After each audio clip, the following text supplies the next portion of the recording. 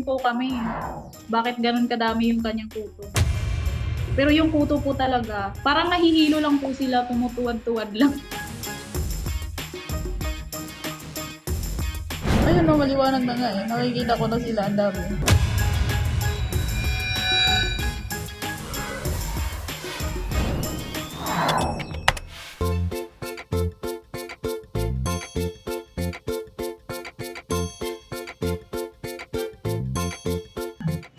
Tatlo yan, tatlo. Ayun. Ayun. Dated.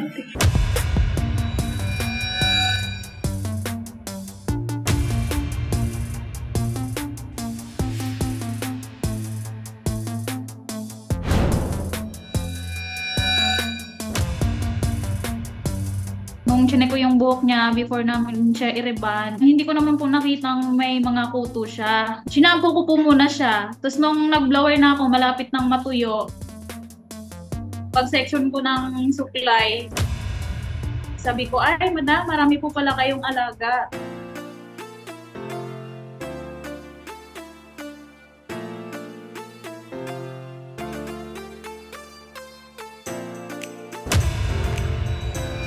Sanay na po ako sa ganun. Pero hindi siya ganun kadami. Nagulat din po kami. Bakit ganun kadami yung kanyang kuto?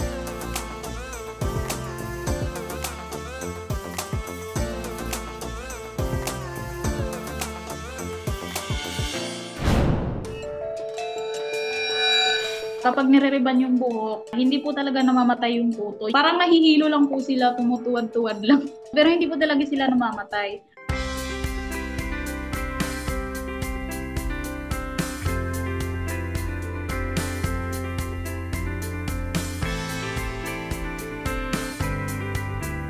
Nag-thank you lang siya. After 3 days, pag nakaligo na siya, naliguan niya yung hair niya, suyudin na lang niya araw-araw para mawala na. Saka gumamit siya ng pampapatay ng kuto.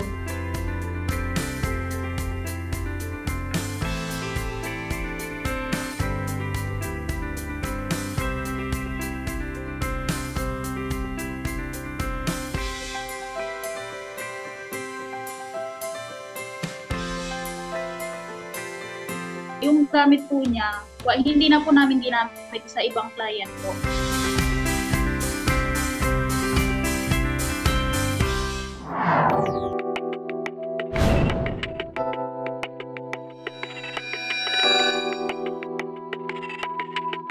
Ang kuto, nakakahawa yan.